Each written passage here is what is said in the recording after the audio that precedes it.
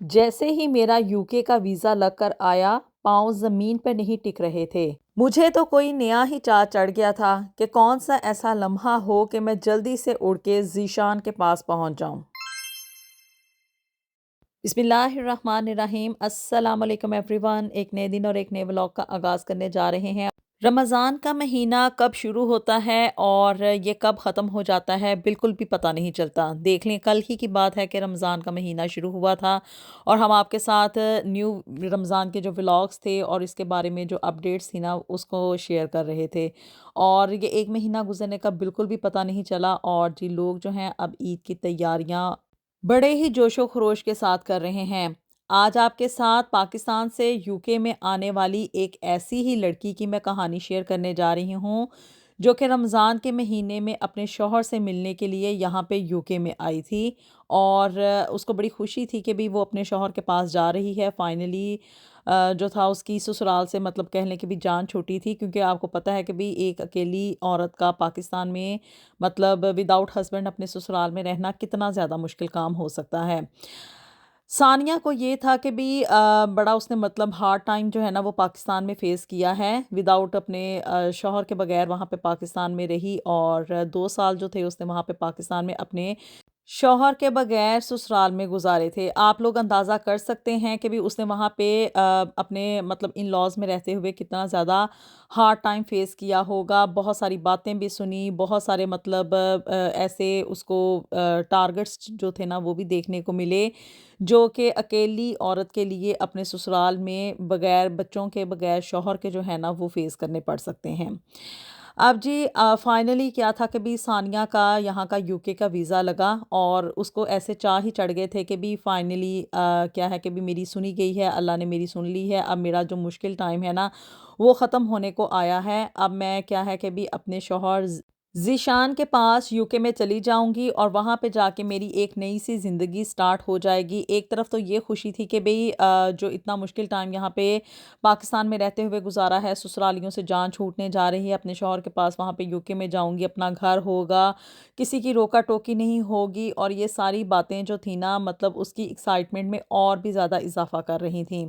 और दूसरी तरफ ये था कि भी रमज़ान का महीना था, उसको ये था कि वहाँ पे जाके रोज़े रखूँगी, बड़ा मज़ा आएगा, फिर उसके बाद ईद होगी, ढेर सारी शॉपिंग करूँगी, शौहर के साथ एक अच्छा टाइम गुजरेगा। ये एक दूसरी एक्साइटमेंट थी जो कि उसके अंदर मतलब यहाँ पे यूके में आने के लिए उसके अंदर बहुत ज़्यादा एक चार्म सा न क्रिएट हो रहा था कि भाई अब वहाँ पे जाके एक नई ज़िंदगी स्टार्ट हो जाएगी। सानिया और ज़ीशान की शादी को तकरीबन 5 साल हो गए थे और ज़ीशान ने सानिया के साथ तकरीबन 3 साल पाकिस्तान में गुजारे थे और फिर उसके बाद 2 साल उसको यहाँ पे यूके में आए हुए हो गए थे, क्योंकि वहाँ पे आपको पता है कि पाकिस्तान में जो हालात हैं उसके पेश नज़र ज़ीशान ने ये फ़ैसला किया था कि भी वो पहले अकेला यूके जाएगा, वहाँ पे जाके थोड़ी सी अपनी सेटलमेंट वगैरह करेगा, थोड़ा सा मतलब इस्टेब्लिश हो जाएगा, तो फिर उसके बाद सानिया को अपने पास यहाँ पे यूके में बुला लेगा। इस सारे अरसे के दौरान क्या था कि भी सानिया अपने इन लॉज के यहाँ उसने स्टे किया, घर वालों से मिलने के लिए चली जाती थी, लेकिन ये था कि भी 1-2 दिन के बाद उसको फिर अगेन अपने ससुराल ही वापस आना होता था। और ससुराल में रहते हुए जो कुछ मतलब टाइम अकेली बीवियों को फेस करना पड़ता है ये किसी से ढका छुपा तो है नहीं, इसके ऊपर ज़्यादा हम बात नहीं करेंगे। खैर जी, अब वीज़ा लगने के बाद क्या था कि भी सानिया ना यहाँ पे यूके में आ गई और उस वक़्त जो था ना मतलब अभी रमज़ान शुरू ही हुआ था और उसको ये था कि भी वहाँ पे इकट्ठे रोज़े रखेंगे और फिर उसके बाद हम ईद मनाएँगे, हमारी यहाँ पे एक नई ज़िंदगी जो है वो शुरू हो जाएगी। यहाँ पे जो है ना यूके की ज़िंदगी पाकिस्तान की ज़िंदगी से एंटायरली डिफरेंट होती है। अब ये बात यहाँ पे यूके में रहने वाले जो लोग होते हैं ना, यानी कि जो पाकिस्तानी यहाँ पे यूके में आए होते हैं, शुरू-शुरू में उनको अंडरस्टैंड करने में थोड़ी-सी डिफ़िकल्टी होती है, क्योंकि वो एक नए माहौल से आए हुए होते हैं और यहाँ का जो एनवायरनमेंट, जहाँ यहाँ का जो माहौल है और यहाँ का जो कल्चर है, वो उससे बिल्कुल 360 के एंगल पे डिफरेंट होता है। सानिया की ये उम्मीदें थी कि भी यहाँ पे हम लोग जो है ना वो रमज़ान बिल्कुल पाकिस्तान वाले तरीके से ही रखेंगे और फिर उसके बाद जो पाकिस्तान में ईद की खुशियाँ, ईद की तैयारियाँ चलती हैं, वो यहाँ पे यूके में तो हो नहीं सकती। अब उन चीज़ों की एक्सपेक्टेशन यहाँ पे यूके जैसे मुल्क में रहते हुए या किसी भी यूरोपियन कंट्री में रहते हुए उन चीज़ों की उम्मीद लगाना जो है ना वो बेवकूफ़ी ही होती है। यहाँ पे यूके में रमज़ान जो है उसकी मतलब एहतमाम हम लोग करते तो हैं अपनी हद तक, लेकिन ये है कि भी हर किसी की जॉब की टाइमिंग्स और हर किसी की जो कमिटमेंट्स होती हैं ना, वो डिफरेंट होती हैं। अब चूँकि ज़ीशान को सुबह-सुबह मतलब मॉर्निंग की जॉब वो करता था और उसमें क्या था कि भी उसे 9 बजे जो था ना वो जॉब पे पहुँचना होता था। 9 टू 5 वाली जॉब थी और उसमें मतलब काफ़ी स्ट्रिक्ट रूल्स होते हैं। अगर आप लेट हो जाएँ तो फिर ये भी होता है कि भी बार-बार लेट होने के ऊपर जॉब से आपको निकाला भी जा सकता है। अब सानिया यहाँ पे यूके में आ गई और उसको ये था कि भी वही उसी एहतमाम के साथ हम लोग सहरी किया करेंगे और उसी एहतमाम के साथ जो है वो इफ्तारी किया करेंगे। लेकिन उसकी ये उम्मीदें तो यहाँ पे पूरी ना हो सकीं और ये था कि भी शौहर जो था वो रात को जब खाना खाता था ना उसी वक़्त ही वो उसकी सहरी की नीयत करके सो जाता था और फिर सुबह उठ के उसने जॉब पे चले जाना और इफ्तारी भी उसकी जो थी ना वो रास्ते में ही हो जाती थी। यानी कि वो काफ़ी लेट पहुँचता था, इफ्तार टाइम के बाद पहुँचता था और फिर घर आके वही रूटीन के मुताबिक जो खाना वगैरह खाना, उसी के अकॉर्डिंग चलना। ख़ैर जी, अब चूँकि सानिया नई-नई यहाँ पे आई थी, एक तरफ तो उसको ये एक्साइटमेंट थी कि भी चलो ससुरालियों से जान छूट गई है, लेकिन ये था कि भी वो थोड़ा ना अंदर से डिस्टर्ब हो रही थी कि भई ना कोई यहाँ पे सहरी हो रही है, ना कोई इफ्तारी हो रही है। वो यहाँ पे एहतमाम तो करती थी इफ्तारी वगैरह का और खाना वगैरह भी बनाना उसने लेकिन ये होता था कि ज़ीशान एवरीडे जो था ना वो इफ्तारी के टाइम पे नहीं पहुँच पाता था और बाद में फिर जब उसने लेट आना तो ऑफ़ कोर्स इफ्तारी वगैरह जो थी वो हो चुकी होती थी और इफ्तारी की चीज़ें भी ठंडी हो गई होती थी, सिर्फ़ वो खाना वगैरह खाता था और फिर सारे दिन का थका-हारा एक बंदा फ़ास्टिंग के साथ जब इतनी मेहनत करके वापस आता है तो ऑफ़ कोर्स वो थका हुआ होता है। ख़ैर जी, अभी चूँकि वो नई-नई आई थी तो वो कॉम्प्रोमाइज़िंग सिचुएशन में थी और उसको ये था कि भई चलो कोई नहीं, आहिस्ता-आहिस्ता जो है ना वो मतलब वक़्त गुज़रेगा तो फिर चीज़ें सेटल डाउन हो जाएँगी। चूँकि अभी चाह था यहाँ पे यूके में आने का और दूसरी तरफ क्या था कि भी ज़ीशान जो था वो सारा दिन जॉब पे होता था, तो वो सारा-सारा दिन जो था ना वो घर में अकेली रहती थी और दीवारें देखा करती थी। यहाँ भी कहीं उसको बाहर आने-जाने का नहीं पता था, यहाँ के सिस्टम का नहीं पता था, तो क्या था कि वो घर में स्टक होके रह गई थी। और दूसरा ये था कि भी रमज़ान चल रहा था और उसकी एक्सपेक्टेशन के बिल्कुल अगेंस्ट जो था ना उसके रोज़े यानी कि सहरी और इफ्तारी हो रही थी। बस जी, इसी तरह करते-करते ना रमज़ान गुज़र गया और तकरीबन अब जो था ना बस 4-5 रोज़े ही रहते थे जबकि ईद की तैयारियां वगैरह चल रही थीं। और सानिया ने जो था ना वो ज़ीशान से ये डिमांड की कि भी अब चूँकि ईद आने वाली है और ये हमारी अब इकट्ठे पहली ईद होगी यहाँ पे यूके में, तो ऐसा है कि भई तुम जो है ना वो मुझे शॉपिंग वगैरह करवा दो। अब ज़ीशान बेचारा यहाँ के चक्करों में फँसा हुआ और दिन-रात के वही सर्कल जो कि यहाँ की ज़िंदगी के अकॉर्डिंग चल रहे होते हैं, दिन-रात जॉब वगैरह और ये वो सारा कुछ। उसने ख़ैर जी कर-करा के जो था ना थोड़ा-सा टाइम निकाला और एक दिन जो था उसने जॉब से ऑफ लिया और अपनी बीवी को लेके ना जो था वो ईद की शॉपिंग वगैरह करवाने के लिए चला गया कि भी अभी नई-नई आई है, इसके कुछ हकूक़ हैं, चलो उसकी एक्सपेक्टेशंस हैं, तो मैं एक छुट्टी करके जो है ना इसको ईद की शॉपिंग यानी कि कपड़े वगैरह दिलवा देता हूँ। जिस रोज़ ज़ीशान और सानिया यहाँ पे ईद की शॉपिंग वगैरह करने के लिए गए ना, ये उसका यहाँ पे यूके में आने के बाद पहला दिन था सानिया का, जबकि वो यहाँ पे आउटिंग के लिए गए थे, यानी कि बाहर गए हों और वहाँ पे जाके उसने शॉपिंग की हो। बड़ा उसे खुशी महसूस हुई कि भी ऐसा लग रहा था कि जैसे उसका ना एक कैद में से ना जान छूट गई हो। एक कैद तो वो थी जो कि उसने वहाँ पे ससुराल में रहते हुए गुज़ारी थी और दूसरी कैद वो थी जो कि यहाँ पे यूके में आने के बाद यानी कि तकरीबन आप कह लें महीना गुजरने के बाद पहला दिन था जबकि वो यहाँ पे बाहर निकली हो, उसने यहाँ का मतलब आउटसाइड इन्वायरमेंट देखा हो और इस तरह से घूमी फिरी हो, बड़ा उसको मज़ा आया और उसने बड़ा इंजॉय किया और अपनी पसंद के मुताबिक उसने 2-3 जोड़े जो थे वो भी ले लिए। अगरचा यहाँ पे के पाकिस्तान के मुताबिक शलवार कमीज़ बाय करना जो था वो ज़ीशान के बजट के ऊपर बड़ा एक्सपेंसिव यानी कि उसकी जेब पे भारी पड़ रहा था क्योंकि यहाँ पे जो पाकिस्तानी क्लोथिंग है ना यूके में बड़ी महंगी मिलती है पाकिस्तान की निस्बत। लेकिन ज़ीशान ने उसे इसलिए नहीं मना किया कि भी अभी नई-नई आई है, उसका दिल टूट जाएगा और मतलब मुरव्वतन जो था ना उसने उसको 2-3 जोड़े जो थे वो ईद के नाम पे दिलवा दिए। खैर जी, अब कर-करा के जो था ना वो ईद का दिन आया और सानिया ने बड़ी तैयारियां की हुई थी भी। एक रात पहले उसने उठ के ईद का जब ये चाँद वगैरह नज़र आया ना उसने खीर वगैरह बनाई और इस तरह से प्रिपरेशन की कि भी खाने वगैरह बनेंगे और हमारी पहली ईद है साथ। तो उसने बहुत ढेर सारी ना तैयारियां कर ली। और दूसरी तरफ क्या था कि भी अब ज़ीशान चूँकि पहले एक छुट्टी ले चुका था, जब ये ईद की शॉपिंग वगैरह करने के लिए जाना था, तो इस ईद वाले दिन ना उसके लिए पॉसिबल नहीं था कि वो अगेन दोबारा से छुट्टी ले। और क्या था कि भी उसने ना मतलब जिस दिन ईद का दिन आया, बस उसने जो था वो उठ के हाफ़ डे जो था ना वो उसने ऑफ़ किया हुआ था। दोनों जो थे वो ईद की नमाज़ पढ़ने के लिए गए और ईद की नमाज़ पढ़ के घर आके उन्होंने खाना वगैरह खाया। अभी तकरीबन कोई 10-11 ही बजे होंगे जबकि ज़ीशान ने सानिया से ये कहा कि भी मैंने जो है ना अब अपनी जॉब के लिए निकलना है,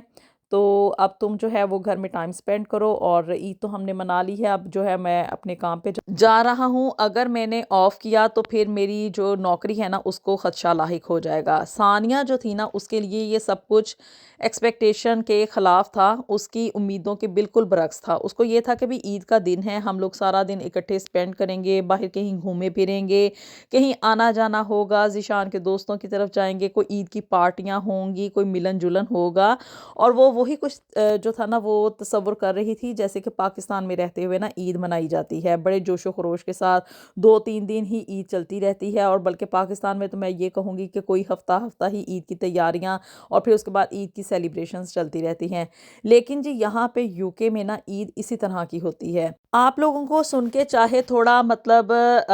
अजीब ही फील होगा कि भी यहाँ पे यूके में इतनी रूखी फीकी ईद होती है। ये सिर्फ यूके में नहीं बल्कि अब्रॉड रहने वाले तमाम कंट्रीज़ में इसी से मिलते जुलते ना सिचुएशंस होती हैं। जितने भी यूरोपियन कंट्रीज़ हैं वहाँ पे कि भी बस सुबह ईद की नमाज़ पढ़ने की हद तक ही ईद होती है, 2-3 घंटे की यहाँ पे ईद होती है, उसके बाद बस घर में जो खाना बना होता है वो खाएंगे। कहीं पे अगर आना जाना हुआ तो वो भी बड़ी ही मुश्किल के साथ होता है। और फिर उसके बाद क्या होता है कि आधा दिन गुजरने के बाद मोस्टली यहाँ पे 95% जितने भी पाकिस्तानी हैं ना सब अपनी जॉबों पे निकल जाते हैं। कहीं पे 9 टू 5 वाली जॉब वाला चक्कर होता है और कहीं पे क्या है कि भी जॉब से छुट्टी ही नहीं मिलती है। तो बस यही सिचुएशन जो थी ना वो ज़ीशान के साथ भी थी। अगर वो छुट्टी करता ना ईद वाले दिन, उन लोगों को पता था कि भी ईद है, तो उन्होंने जो था ना उसको जॉब से इसकी छुट्टी करवा देनी थी। और यूके जैसे मुल्क में जॉबलेस होना तो कोई मतलब एक मामूली बात है नहीं है, क्योंकि फिर घर का गुज़ारा किस तरह से होना था। और जी ज़ीशान साहब ने अपनी चाबी उठाई और वो निकल गए जी अपनी जॉब के ऊपर, और पीछे रह गई सानिया उन अकेली दीवारों के साथ और उन खरीदे हुए कपड़ों के साथ जो कि उसने बड़ी ही चाह के साथ खरीदे थे कि भी शौहर के साथ पहली ईद मना रही हूँ, अकेले मुल्क में होंगी, कोई रोका टोकी नहीं होगी, कोई देखने वाला नहीं होगा, जो दिल में आएगा वो करूँगी और जो दिल में आएगा वो खाऊंगी और जो दिल में आएगा वहाँ जाऊँगी। पर उसकी ये उम्मीदें तो पूरी ना हो सकीं। अलबत्ता क्या था कि भी सानिया बेचारी ना अपना सा मुंह लेके रह गई। कपड़े तो उसने नए पहन लिए और ईद की जो घर में तैयारियां थी, खाना पकाना वगैरह वो भी उसने कर लिया, घर की डेकोरेशन वगैरह भी कर ली। लेकिन अब ईद मनाए तो मनाए किसके साथ? शौहर साहब तो निकल गए थे जी अपनी जॉब के ऊपर, क्योंकि बेचारा अपने हालात के मुताबिक जो था वो यहाँ पे मजबूर था। और दूसरी तरफ वो ना वो किसी को जानती थी, ना किसी को पहचानती थी, ना उसका कोई फैमिली एंड फ्रेंड्स सर्कल था, और ना ही यहाँ पे ऐसी कोई सिचुएशन थी कि वो किसी के साथ मिलके ईद मना सकती। सारा दिन जो था उसने बस ईद का दिन जो था ना वो दीवारें देखते हुए और टीवी देखते हुए गुजारा। बहुत ज़्यादा कुड़ी जली और उसको समझ नहीं आ रही थी कि मैं करूँ तो क्या करूँ। बस जी यूं ही रोते धोते जो था उसका ईद का दिन गुजरा। खैर जी शाम हुई और ज़ीशान जो था वो घर वापस आया, थका हुआ था, और आते ही जो था वो उसकी ये प्लानिंग थी कि बस मैं अब सो जाऊं। चूँकि ज़ीशान उसने यहाँ पे रहते हुए 2 साल गुजार लिए थे, यहाँ के सिस्टम को समझ चुका था कि यहाँ पे ना तो कोई ईद होती है, ना कोई शबरात होती है, ना कोई हंसी होती है और ना ही कोई गमी होती है। बस जो भी होता है ना आपकी ज़िंदगी आपने अपने तरीके से ही गुजारनी होती है। सानिया चूँकि अभी नई-नई आई थी, उसके लिए ये सब कुछ जो था वो अपनी उम्मीदों के बिल्कुल बरअक्स था। और पाकिस्तान जैसे कंट्री में से आने के बाद इंसान यहाँ पे ये समझता है कि चाहे मतलब कुछ भी हो जाए, इंसान अपनी ज़िंदगी अपने तरीके से गुजारता है और अपनी खुशियों को एंजॉय करता है, लेकिन ऐसा कुछ ना हो सका। शाम को ये था भाई सानिया को कि भी अब हम लोग जो है कहीं आउटिंग पे जाएंगे, कहीं बाहर मतलब आइसक्रीम वगैरह खाने, कोई खाना शाना खाने, कोई इस तरह से मतलब चलो अब डे टाइम में तो वो अपनी जॉब पे चला गया, लेकिन अब रात को तो आने के बाद वो फ्री है। लेकिन जी चूंकि वो थका हुआ था और अगले दिन उठ के उसने फिर जो था वो अपनी जॉब पे जाना था, उसने एक्सक्यूज़ किया और जी जो ज़ीशान था ना वो जाके सो गया। सानिया बेचारी फिर जो थी वो इसी एक ट्रॉमा की सी सिचुएशन में थी कि भी ईद है, वो ईद के नाम पे जो एक्साइटमेंट होती है ना दिलों में और दिमागों में, वो यहाँ पे कंप्लीट नहीं हो पाती। तो जी वो इसी मतलब चक्कर में ना कि भी ईद है तो कहीं हम घूमेंगे, फिरेंगे, एन्जॉय करेंगे, ऐसा तो कुछ ना हो सका। ख़ैर जी अब अगला दिन आया और ज़ीशान साहब जो थे वो फिर सुबह-सुबह उठ के उन्होंने अपनी चाबी उठाई, नाश्ता वग़ैरह किया और निकल गए अपनी जॉब के ऊपर। और सानिया बेचारी फिर ईद का जो दूसरा जोड़ा लेकर आई थी वो पहन के तैयार होके सारा दिन जो था वो दीवारें देखती रही। घर वालों के साथ फ़ोन पे बात वगैरह तो हो जाती थी, लेकिन फ़ोन के ऊपर बात होना या इवन वीडियो कॉल होना इनफ नहीं होता। और कुछ टाइम पीरियड के लिए होता है कि भी चलो आधा पौना घंटा इंसान ने बात कर ली, लेकिन उसके बाद फिर क्या है कि वही तन्हाई और वही सारा कुछ। खैर जी इस तरह से कर आके ना सानिया की जो ईद थी ना वो आधी ईद ही हुई, यानी कि भाई उसने जो था सिर्फ चंद घंटों के लिए ईद मनाई। कपड़े तो नए पहन लिए, खाना भी अच्छा खा लिया, लेकिन जो ईद की खुशियाँ होती हैं ना वो उसकी अधूरी रह गई। अब जी सानिया ना मतलब उसको ये था कि भी अभी ज़िंदगी यहाँ पे नई-नई स्टार्ट हुई है, लेकिन क्या था कि भी अब उसको यहाँ पे यूके में रहते हुए तकरीबन 20 साल से भी ज़्यादा का अरसा गुज़र चुका है। बच्चे हो गए, बच्चे जवान होने को आए हैं, लेकिन क्या है कि भी ईद की अभी भी वही रूटीन चल रही है। ज़ीशान जो है वो अभी भी स्टिल अपनी जॉब पे अपने कामों के ऊपर निकल जाता है। और क्या है क्योंकि यहाँ पे यूके में रहते हुए आप लोग जो हैं वो यकीन माने यहाँ पे पाकिस्तानी स्पेशली ईद वाले दिन ना लाजमी जॉब पे जाते हैं और आगे से जवाज़ क्या पेश किया जाता है कि भाई जॉब की कमिटमेंट्स हैं, अगर जॉब से छुट्टी की तो फिर हमारी नौकरी को जो है ना वो ख़तरा लाहक हो जाएगा। और बच्चे बेचारे यहाँ पे इन चक्करों में फंसे हुए होते हैं कि भी स्कूलों से सिर्फ ईद के नाम पे एक छुट्टी मिलती है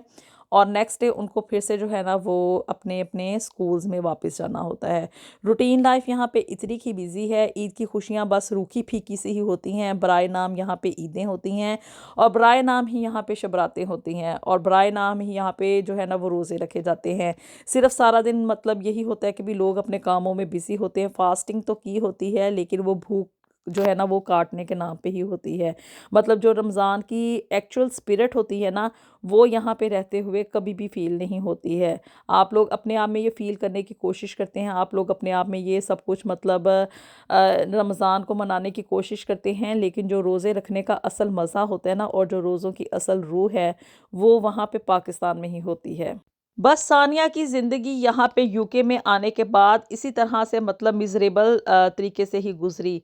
खर्चने को पैसा तो बहुत था, खाने के लिए पैसा भी था, मतलब कि भी खाने को हर चीज़ मुयस्सर थी, पहनने के लिए भी हर चीज़ मुयस्सर थी और खर्चने के लिए भी पैसे की कोई रोक-टोक नहीं थी। लेकिन क्या था कि खुशियाँ उसकी सारी ज़िंदगी अधूरी ही रहीं। ना तो कभी शौहर और ना ही कभी बच्चे जो थे उसके साथ घर में कंप्लीटली तौर पे अपना टाइम स्पेंड कर सके और ना ही बाहर जो था वो इस तरह का एनवायरनमेंट था। मतलब कहने को ही होता है कि भी आप अपने फ्रेंड्स एंड फैमिली के साथ ईद मना लें, लेकिन क्या होता है कि वो सिर्फ चंद घंटे की ही ईद होती है। जहाँ पे भी चले जाएं आगे से आपको ना हर बंदा बिजी ही मिलता है।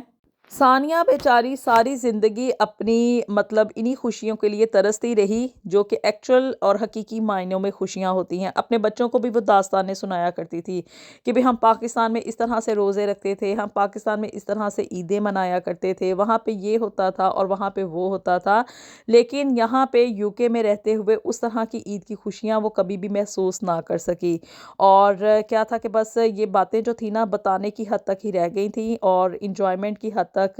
मतलब कि जैसे इंसान अपनी एक्चुअल और रियल ज़िंदगी गुजारता है ना वो कभी पॉसिबल ना हो सकी। बस यूं ही फिर क्या था कि भी अब चूंकि सानिया यहाँ पे यूके में अपने शौहर के पास आ चुकी थी और उनकी अपनी एक यहाँ पे वही रूटीन लाइफ और वही बिजी लाइफ चल रही थी, लेकिन सानिया बड़ा ही पछताती होती थी, बड़ा ही याद किया करती थी पाकिस्तान को और वो पाकिस्तान में गुजारी हुई उस ज़िंदगी को जो कि उसे हकीकी मायने में ना खुशियाँ देती थी। आप लोगों की इस बारे में क्या राय है कि जो खुशियाँ पाकिस्तान में रहते हुए लोग असल मायनों में गुजारते हैं अपने खूनी रिश्तों के साथ, अपने बहन भाइयों के साथ, अपने माँ बाप के साथ और इसी तरह से इन लॉज में रहते हुए वो असल में हकीकी मायनों में खुशियां हैं, या कि यहाँ पे जो जो लोग यूके में रहते हुए मुझे देख रहे हैं, मुझे सुन रहे हैं, वो अपनी राय से ज़रूर मुझे आगाह करें कि भी यहाँ पे यूके में रहते हुए उनकी ईद किस तरह की गुजरती है। क्या वो पाकिस्तान में बेहतर थी, या कि यहाँ पे यूके में रहते हुए वो उसे ज़्यादा इंजॉय करते हैं। बहरहाल जी, ईद आने वाली है और आप सब लोगों को ZFH की तरफ से ईद की ढेरों ढेर खुशियां मुबारक हों। अपनी दुआओं में हमें याद रखिएगा। मिलेंगे आपसे नेक्स्ट वीडियो में with something new and something very interesting. Until then, अल्लाह हाफिज़।